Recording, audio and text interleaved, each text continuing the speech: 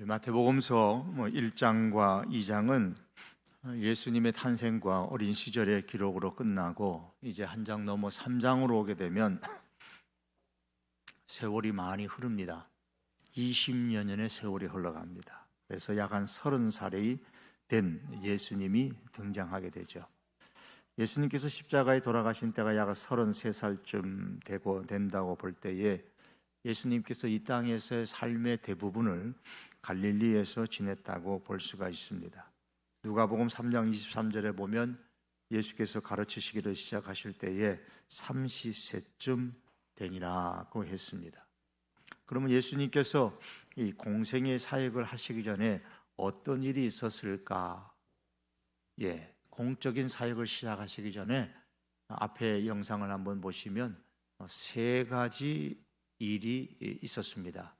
광야의 부흥회, 주 강사는 세례 요한, 하나님께서 세우신 세례 요한을 통해서 광야의 대부흥회가 있었고, 그 다음에 예수님께서 세례 받으신 사건, 그리고 사역을 위해서 영적 준비를 광야에서 하셨는데 그때 준비하시는 가운데 사단으로부터 시험을 받은 사건, 이 세 가지가 있습니다. 세 번째는 제가 생략을 하고 첫 번째와 두 번째에 관해서만 말씀을 드리려고 합니다.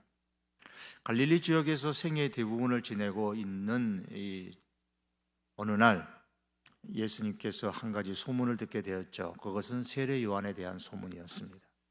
마태복음서 3장 1절에서 12절에 보면 유대 광야에서 전파하는 세례 요한이 나옵니다.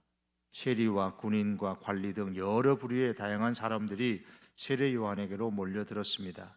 3장 5절에 보면 이때에 예루살렘과 온 유대와 요단강 사방에서 다 그에게 나왔다 그랬습니다. 지도를 한번 보시면은 이러합니다.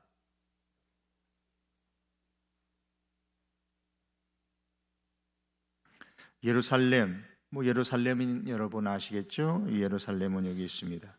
예루살렘이 여기 있고, 자, 온 유대와, 예루살렘뿐만 아니라 온 유대와, 이 유대 땅입니다. 온 유대와, 그리고 뭐라 그랬습니까? 요단강 사방이죠. 요단강이 저 밑에 헬몬산에서부터 흘러내려와서 이 밑으로 내려오는 땅입니다. 이게 요단강이니까 요단강 사방에 있는 사람입니다. 베레아도 포함되고 데가볼리도 포함되고 멀리는 이두메도 포함되고 갈릴리와 사마리아까지 다 포함됩니다. 그러니까 세례 요한이 광야에서 말씀을 선포할 때에 이 갈릴리, 유대, 요단강 서편의 사마리아뿐만 아니라 요단강 동표의 베레아, 데가볼리 위쪽에 이두메 지역에까지 모든 사람들이 다 몰려들었습니다. 한마디로 사람들이 세례 요한을 대단히 크게 환영했다는 말이죠. 이 대부흥회가 연일 계속되었습니다. 사람들이 이 세례 요한에게 몰려드는 동기는 과연 무엇이었을까요? 호기심 때문에 사람들 구경하려고 오는 사람도 혹 있었을 것이고, 세례 요한 구경하려고 오는 사람도 있었을겠죠. 또한 정치적인 이유로 모인 사람도 있었을 겁니다.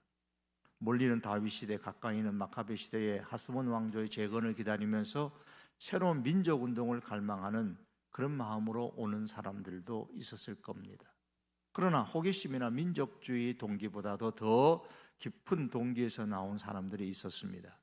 말라기 선지자 이후에 하나님의 선지자가 끊어지고 하나님의 말씀이 끊어지고 마카비 시대를 지나면서 영혼의 곰핍함을 느끼고 하나님의 말씀에 대한 갈증을 느꼈던 사람들이 가뭄의 단비를 기다리는 마음으로 모여들었을 겁니다. 심지어 이 모여든 사람들 중에는 누가복음 3장과 요한복음 1장에 보면 세례 요한을 메시아로 기대하는 사람도 있었습니다. 혹시나 저 사람이 메시아가 아닌가 기대하고 오는 사람들도 있었습니다. 어떤 이유로 모였던 세례 요한에게로 사람들이 모여들었는데 이들에게 세례 요한이 전한 메시지는 한 가지입니다. 회개하라, 천국이 가까이 왔느니라. 세례 요한의 말을 듣고 사람들이 죄를 자복했습니다. 그리고 요단강으로 가서 세례 요한으로부터 세례를 받았습니다. 이게 특별한 거예요. 회개는 그 당시에 유대교회에 있어서도 중요한 신앙의 한 요소이기 때문에 특별할 게 없어요. 자연스러운 현상이지만 이 세례를 받았다라는 건요 아주 특별한 현상입니다. 왜냐하면 그 전까지는 유대인들은 세례를 받지 않았습니다. 왜요? 유대인들은 이미 할례를 받았기 때문이에요. 할례를 받았기 때문에 우리는 하나님의 사람인 거예요. 저들은 스스로 하나님의 사람이라고 생각했기 때문에 새롭게 들어온 이 세례라는 것을 받을 생각을 하지 않습니다. 자신들은 할례 받은 아브라함의 자손이고 하나님의 구원을 받은 사람이기 때문에 새삼스럽게 세례 받아야 한다는 것을 생각해 본 적이 없었던 사람들입니다.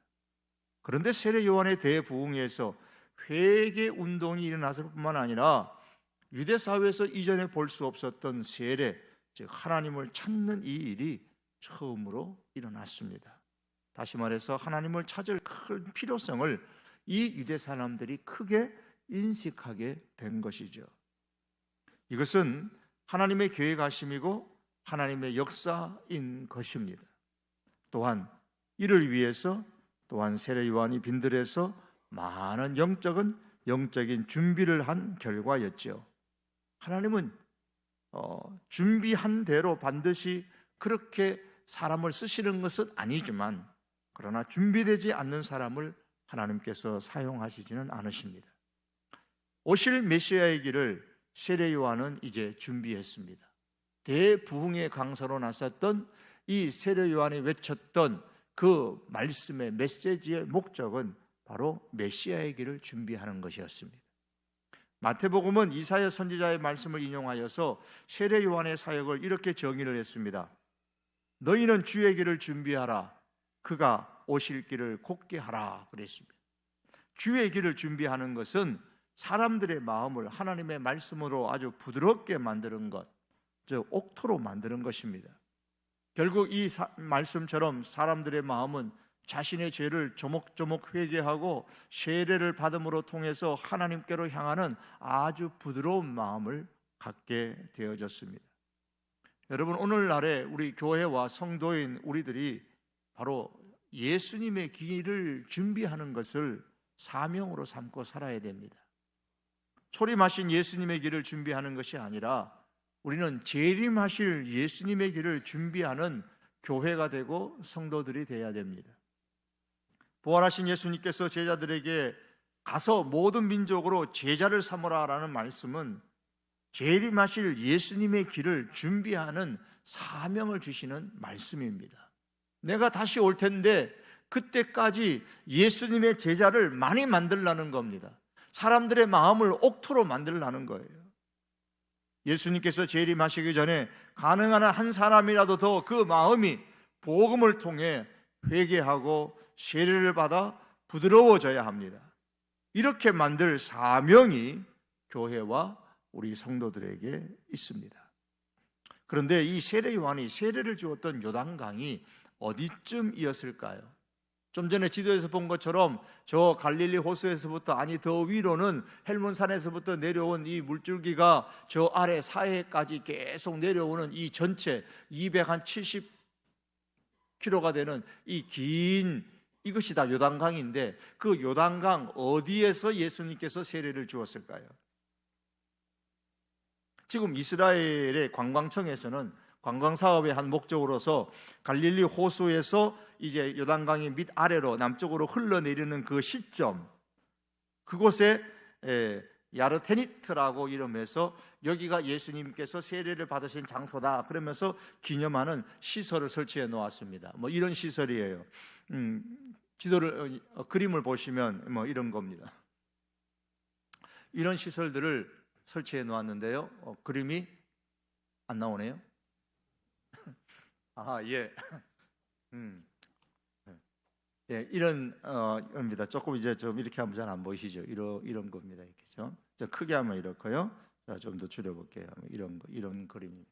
자, 이거 예수님이 세례 받은 장소다. 그리고 관광하는데 가는데 이건 진짜가 아닙니다. 전승에 따르는 것을 근거로 해서 만드는 건데 왜 이곳에 만들었냐 하면은 원래 예수님께서 세례를 받으시고 세례 요한이 세례 준 장소는 요한복음 1장 28절에 나와요. 자세히 성경 보세요. 요한복음 1장 28절에 보면 이렇게 나옵니다. 이 일은 요한이 세례 베풀던 곳 요단강 건너편 베다니에서 일어난 일이라. 그래서 요한이 세례 베풀던 곳 요단강 건너편 베다니나 그랬습니다. 요단강 건너편 베다니가 어디냐? 여기 지도를 보시면은 여기에요. 지도를 보시면은 잘 안 보이시죠? 아래가 지금 사해잖아요. 아래가 사해인데 베다니가 두 군데예요. 자, 여기에 베다니가 예루살렘 아래에 여기 베다니가 한 군데 있어요. 그러니까 요 베다니와 다른 베다니를 갖다가 표현하기 위해서 성경이 요단강 건너편 베다니라고 그랬어요. 여기가 이제 요단강이 쭉 내려오는데 요단강 건너편에 여기에 베다니가 또 하나 있어요. 베다니. 여기에서 이제 예수님께서 세례를 베푸신 거예요. 여기서 세례를 베푸신 겁니다. 사회 제일 북쪽 맞닿는 요 지역이 예수님께서 세례를 베푸셨던 장소입니다. 그런데 요단강 동편의 요 지역이 요르단하고 국경지대 군사지역인데 이스라엘 땅이 아니고 이쪽 요르단 땅이란 말이에요. 그래서 그쪽에다가 관광객들이 근접하기가 어려우니까 저 위쪽 북쪽에다가 이스라엘 땅에다가 그렇게 만들어서 지금 여기가 예수님 세례 베푼 곳이다 그러면 여기 진짜 그런갑다 싶어가지고 이제 갔다 와서 얘기하시는 분들이 있습니다. 자, 어쨌든 갈릴리 지역에서 생애의 대부분을 사셨던 예수님께서 세례 요한의 소문을 듣고 요단강 하루 쪽으로 내려오신 거죠. 좀 전에 이제 지도처럼 갈릴리는 저 위쪽이잖아요. 지도에서 보면 갈릴리는 이 위쪽이란 말이에요. 이 위쪽 갈릴리인데 여기서 계셨던 예수님께서 이 아래쪽으로 이제 내려오셨던 겁니다. 아래쪽으로 내려오셨습니다. 자, 마태복음 3장 13절에 보면 이때 예수께서 갈릴리로부터 요단강에 이르러 요한에게 세례를 받으려 하시니, 갈릴리로부터 내려오신 거예요. 요단강에 이르러서 요한에게 세례를 받으러 하셨습니다. 자, 그럼 오늘 이제 주된 내용이 이것입니다. 자, 세례를 받으러 와서 되게 세례를 베풀라. 제가 당신에게 세례를 받아야 되는데 어떻게 제가 세례를 베풉니까? 마태복음 3장 15절에 보면 이와 같이 하여 모든 의를 이루는 것이 합당하니라 그랬습니다. 세례란 죄를 씻는 신앙의 행동인데 죄가 없으신 예수님께서 왜 세례를 자처하고 받으셨을까라는 거죠. 그 대답의 열쇠는 예수님이 하셨어요. 3장 15절 마태복음에서 이렇게 하여 이와 같이 하여 모든 의를 이루는 것이 합당하니라 그랬습니다. 의를 이루기 위해서, 모든 의를 이루기 위해서 예수님께서 세례를 받으셨습니다. 그럼 예수님께서 말씀하시는 여기서 모든 의라는 것은 뭘까라는 겁니다. 의라는 단어는 관계에서 서로 발생하는 의무를 다하는 겁니다. 하나님과 인간의 관계에서, 사람과 사람의 관계에서 발생하는 의무를 다하는 것이 바로 의입니다. 내 의무를 다하는 것, 내 책임을 다하는 것, 그게 의인 거예요. 의.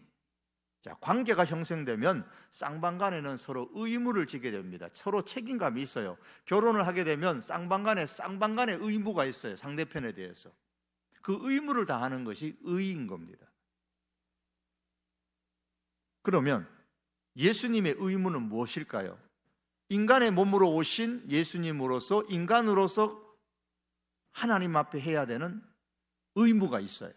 또 메시아로 오셨기 때문에 메시아로서 하셔야 될 의무가 있습니다. 두 가지 의무가 있습니다. 일단 예수님은 사람의 모습으로 세상에 오셨기 때문에 하나님과 인간의 관계에서 사람으로서의 의무가 있습니다. 다시 말하면 인간으로서 이 땅에서 사는 동안에 하나님을 의지하고 하나님께 전적으로 순종해야 할 의무를 다하시겠다는 겁니다. 이런 의미로 세례를 받으심으로써 모든 사람들의 본이 되셔서 동시에 모든 사람들이 이렇게 모든 인간은 하나님에 대하여 의무를 다함으로써 의를 이루어야 한다라는 사실을 모델로 보여주셨습니다. 또 하나, 메시아로서의 의무를 다하시겠다는 겁니다. 하나님께서 보내신 목적, 메시아로서의 하나님의 구원을 성취하는 것이죠. 따라서 메시아로 오신 예수님의 입장에서는 하나님의 구원 성취의 의무를 다하는 것이 의를 이루는 것입니다. 예수님은 세례를 받으심으로써 자신이 이 땅에서 메시아로서 해야 될 사명, 즉 인간의 죄를 대신 감당하여서 십자가를 지시겠다라는 그 의지를 분명하게 하신 것이 바로 세례 사건인 거예요. 예수님의 세례 사건. 그러므로 예수님의 이 세례 받으심은 메시아로서의 첫 걸음이고 십자가를 향하여 가시는 첫 출발점입니다. 세례를 받으심으로써 내가 메시아로서의 이 사명, 이 의무, 이 책임 다 하겠습니다 라는 그 십자가로 향하는 첫 걸음을 걸으시는 것이 바로 예수님의 요단강에서의 세례 받으시는 사건의 의미입니다. 메시아로서 십자가의 삶을 살기로 결단하는 행동이 바로 세례 받으시는 것입니다. 이렇게 사람으로서 하나님께 해야 할 의무와 메시아로서 하나님께 해야 할 의무를 다하는 것이 모든 의를 이루는 것입니다. 예수님은 이러한 의지를 세례를 받으심으로써 보여주셨습니다. 자, 이렇게 예수님께서 세례를 받으셨을 때에 하늘에서 일어나는 사건이 있죠. 오늘 읽으셨던 요한복음입니다. 요한복음의 말씀에 보면 마태복음입니다. 마태복음의 3장이죠. 16절에서 17절의 오늘 말씀입니다. 예수께서 세례를 받으시고 물에서 올라오실 때 하늘이 열렸습니다. 첫 번째, 하늘이 열렸어요. 유대인의 기록에 의하면 하늘이라는 것은 3층으로 되어 있어요. 1층, 2층, 3층. 그래서 사도 바울이 내가 3층 천에 갔다 왔다 그러잖아요. 첫째 하늘이 있습니다. 새들이 날아다니는 우리 보통 말하는 공중, 첫째 하늘. 둘째 하늘, 별들의 공간, 즉 하늘. 별들이 있는 그 공간, 우주의 그 하늘, 천체가 있는 하늘. 셋째 하늘은 하늘 위에 하늘로서 하나님의 보좌가 있는 천국입니다. 그래서 바울이 내가 3층 천에 갔다 왔다는 것은 천국의 경험을 했다라는 그런 뜻입니다. 그래서 하늘이 열렸다, 오늘 본문에서 하늘이 열렸다라는 것은 하나님의 보좌가 있는 셋째 하늘이 열렸다라는 뜻입니다. 이 말씀은 역으로 하면 그동안은 하늘이 닫혀 있었다라는 뜻입니다. 하나님과 인간의 관계가 단절되어 있다는 말이죠. 하나님과 인간의 관계가 단절되어서 죄인인 인간이 하나님 앞에 나갈 수 없게 되었는데 그 장벽이 제거되고 이제 열렸다라는 뜻입니다. 무엇으로 통해서? 예수님의 세례 사건으로 통해서. 이제 예수님께서 메시아로서 오셔서 또 인간으로 오셔서 그 의무를 다할 때에 하늘이 열리는 사건이 일어난다는 겁니다. 그럼 하늘이 열린 것을 거기에 있는 모든 사람들이 다 보았을까요? 저 개인적으로는 그렇지 않을 것이라고 생각합니다. 성경에는 딱 집어서 말씀하고 있지는 않습니다만은 다 보지는 않았을 겁니다. 예컨대 스데반이 돌에 맞아 순교하는 현장에서 하늘이 열리고 인자가 하나님 우편에 서신 것을 봤다 그랬어요. 천국이 열린 거예요. 그래서 하나님의 보좌가 하나님의 우편에 예수님이 서 있는 것을 봤다 그랬습니다. 그때 스데반을 죽이던 사람들은 그것을 보지 못했죠. 스데반이 본 거예요. 예수님의 세례 시에도 예수님과 요한 외에 요단강 주변에 있는 사람들에게는 오직 구름이나 혹은 뭐 청청한 보통 둘째 하늘, 이 하늘만 보였을 겁니다. 첫째 하늘만 보였을 거예요. 천국에 가는 것은 오직 예수님과 그 안에 있는 사람들에게만 열려지는 것이죠. 귀 있는 자는 들을 수 있는 것처럼, 예수님의 말씀처럼 귀 있는 자는 들을 수 있는 것처럼 바로 눈 있는 자가 볼 수 있는 겁니다. 하늘이 열린 이 사건은 지난 400년 동안 하나님의 침묵 기간 동안, 즉 중간시대 기간 동안에 닫혀 있었던 하늘이 예수님으로 말미암아 열릴 것이라는 메시지입니다. 메시아로 오신 예수님으로 말미암아 열릴 것이라는 메시지를 주는 거예요. 하늘이 열리는 것은 예수님이 바로 천국을 여는 분이시다라는 것을 보여주는 겁니다. 하나님과 교통할 수 있도록 하시는 분이 예수님이심을 보여주는 겁니다. 그러므로 하늘이 열리는 은혜를 원하는 사람은 그 시대나 오늘이나 예수님을 통해서만이 하늘이 열리는 은혜를 받을 수가 있습니다. 두 번째, 하늘이 열리고 세례 받으실 때에 일어나셨던 두 번째 사건은 예수님에게 성령이 비둘기같이 임했다. 하나님의 성령이 자기 위에 임하심을 보셨다 그랬습니다. 성령이 예수님 위에 임하셨음을 예수님 자신이 보셨다는 것은 예수님께서 성령의 충만함을 받으셨다는 의미입니다. 이에 대해서 사도행전 10장 38절은 이렇게 말씀하는데, 앞에 영상을 보면서 앞에 글씨를 같이 한번 읽어보겠습니다. 다 같이 읽습니다. 시작.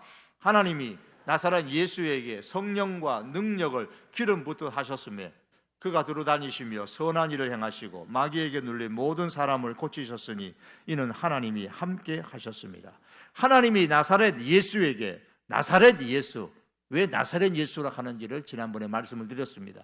나사렛 예수, 인간 예수에게 성령과 능력을 기름 붓듯 하셨다 그랬습니다. 예수님에게 성령이 충만하게 임하셔서 능력이 임하여졌습니다. 이것은 이사야 선지자가 이미 예언했던 겁니다.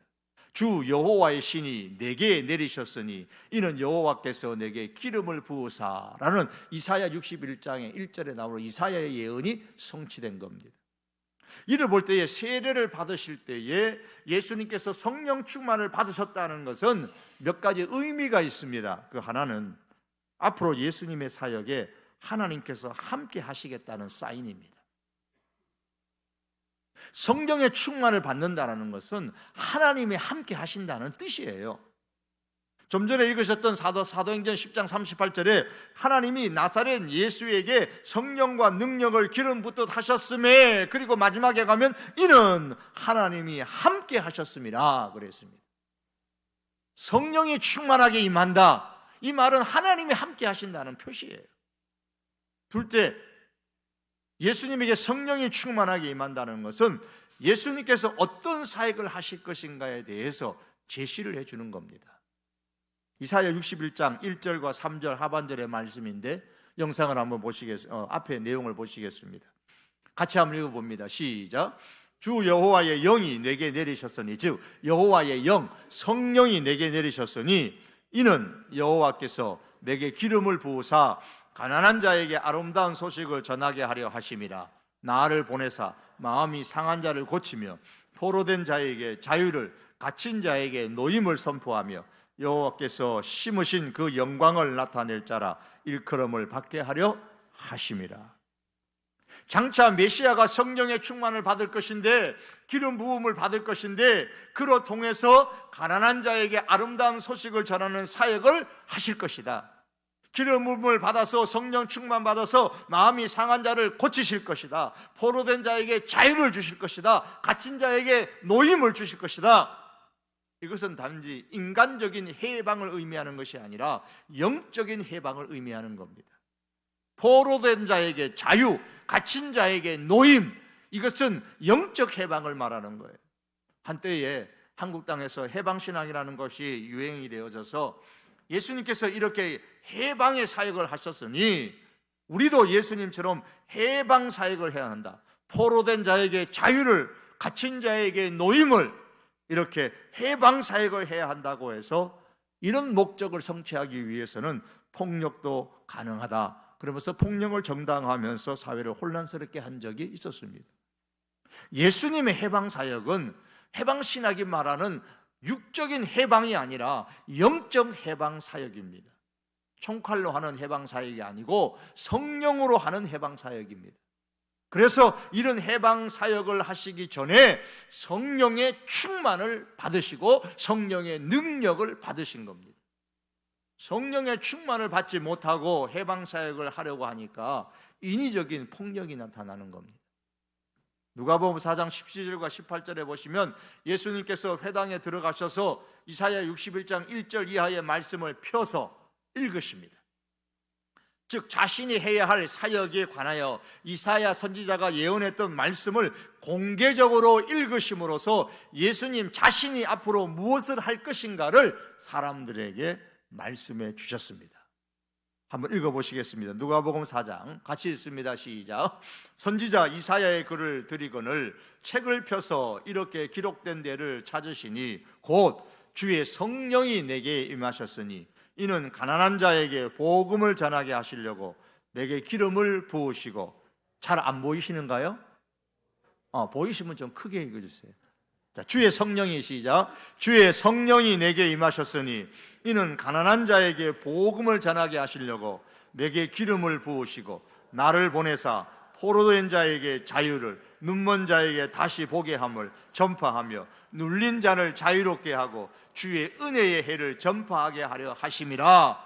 누가복음 4장 17절에서 18절의 말씀인데요. 자, 이 말씀은 좀 전에 읽으셨던 이사야 61장의 말씀 3절 이하의 말씀을 인용한 겁니다.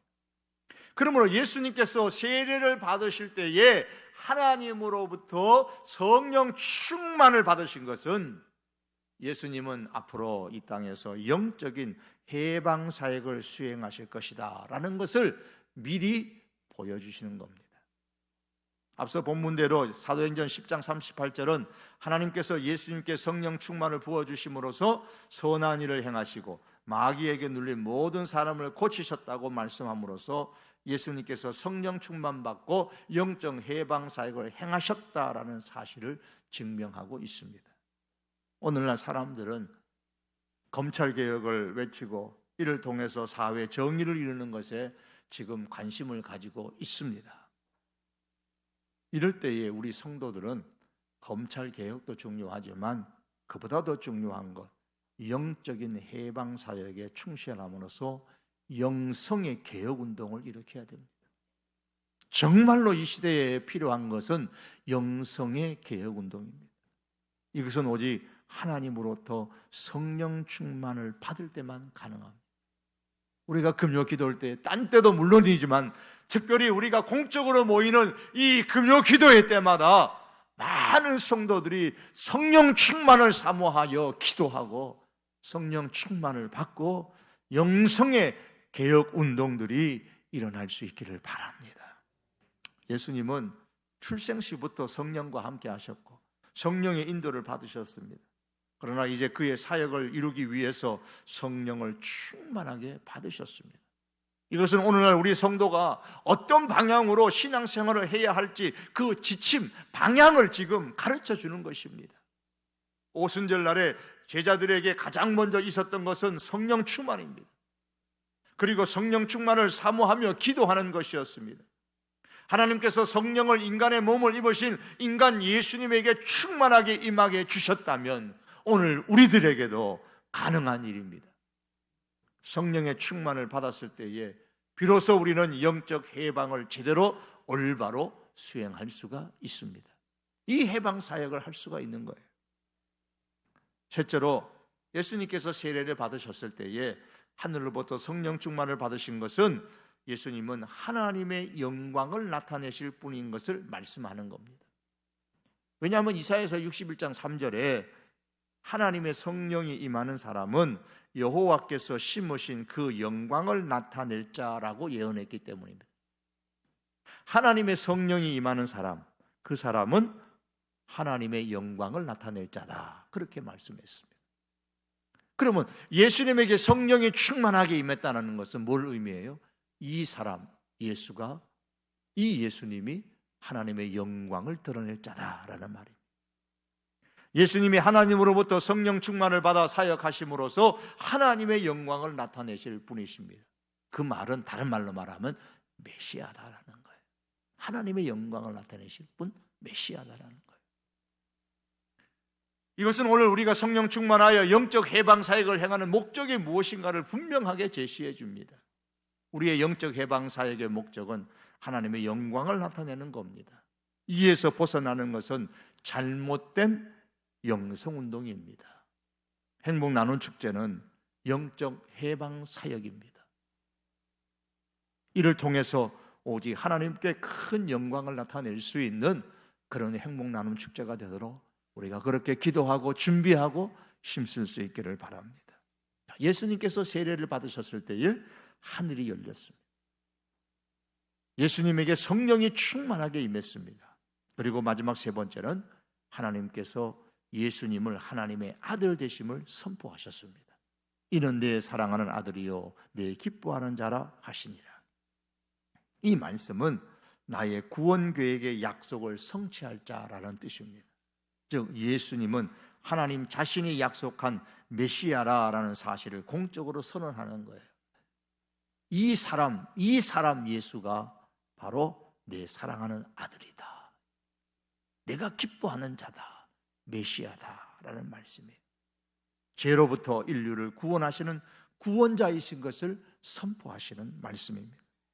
그러므로 하나님의 아들 예수님 안에 인류의 소망이 있고 이 나라와 교회와 우리의 가정과 우리 인생의 소망이 여기에 있습니다. 이제 말씀을 맺겠습니다. 오늘날의 교회와 성도인 우리는 예수님의 길을 준비하는 것을 사명으로 삼고 살아야 합니다. 초림하실 예수님의 길을 준비하는 것이 아니라 재림하실 예수님의 길을 준비하는 우리가 되어져야만 됩니다. 예수님께서 재림하시기 이전에 우리는 가능한 한 한 사람이라도 사람들의 마음에 복음을 심어주어서 저들이 회개하고 세례를 받고 예수님을 믿어 부드러워지는, 그 심령이 부드러워지는 그런 역사가 일어날 수 있도록 우리가 힘쓰는 우리 교회가 되고 우리 개개인이 될 수 있기를 바랍니다. 개혁은 우리의 영혼의 개혁에서부터 시작되어져야만 됩니다. 개혁이 온전히 이루어지려면 성령 충만을 받아야 합니다. 세례 요한이 사역을 하기 전에 심령이 강건해진 것처럼 예수님께서 해방 사역을 하시기 전에 성령의 충만을 받으신 것처럼 제자들이 사역을 하기 전에 오순절 성령의 충만을 받았던 것처럼 성령 충만을 사모하며 우리 역시도 그렇게 기도할 수 있기를 바랍니다.